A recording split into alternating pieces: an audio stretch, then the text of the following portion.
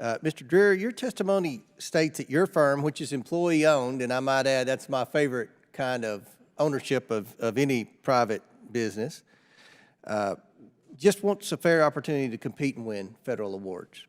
But you say the administration's PLA mandate denies you and your employees that fair opportunity, and you're right.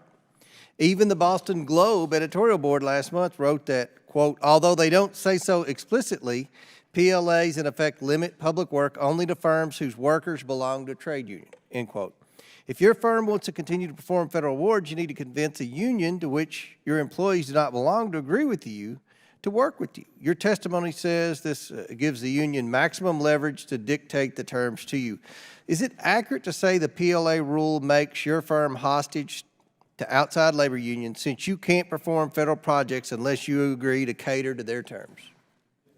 Absolutely. So what sort of provisions harmful to non-union contractors and their workforce might a PLA include? So just taking a step back, looking at the whole picture here, right? I think we can all agree that the industry's short over 500,000 workers right now. And from 2009 to 2023, 12 out of 3,210 contracts had a PLA. We're not against PLAs. We don't want PLAs mandated. This industry needs fair and open competition.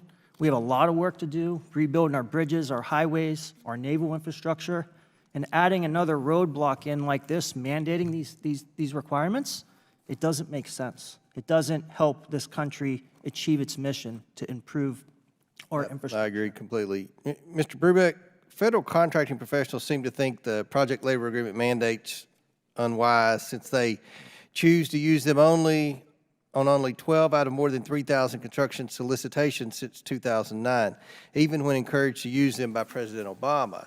So do you think these contracting officers will try to obtain case-by-case waivers from the PLA rule? Yes, they're going to try to do that, but the waiver process that's been constructed by the rule is actually a bad faith waiver process. I was talking to an Army Corps of Engineers executive procurement officer. They have to get a waiver by going all the way up to the senior procurement officer of the Army Corps of Engineers.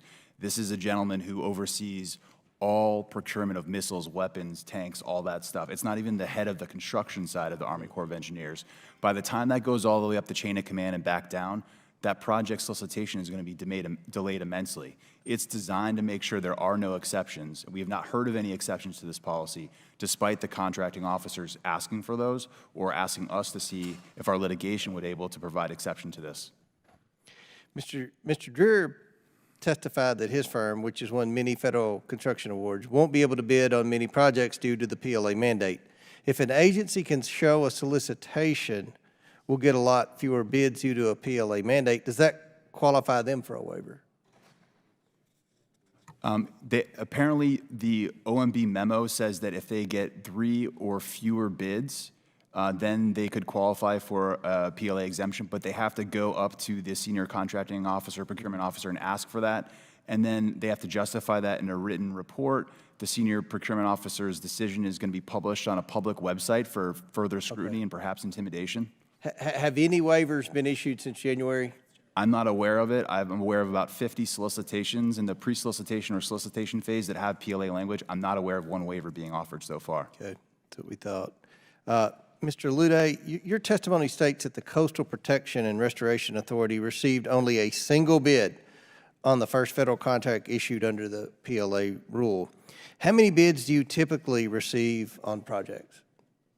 Yes, that's correct. We received a single bid on the West Shore project that had the PLA. We typically receive anywhere from 4 to 5 to even 10 bids on large infrastructure That projects. doesn't sound like a very good deal for the taxpayers.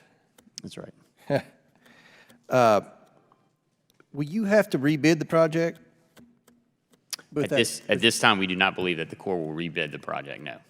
So is this going to, so will this, the fact that you just got one bid, will that delay the timeline or any? Right now, we're working through that process with the Corps, so there's uncertainty as to how it will move forward. They're trying to award that project, but as soon as we get more information. Well, the Corps worked so quickly, I didn't know if. Yeah. Okay. Yeah. Well, I really, Madam Chair, appreciate you holding this hearing. This is a serious issue, and hopefully we can figure a better way out. So with that, my time's expired.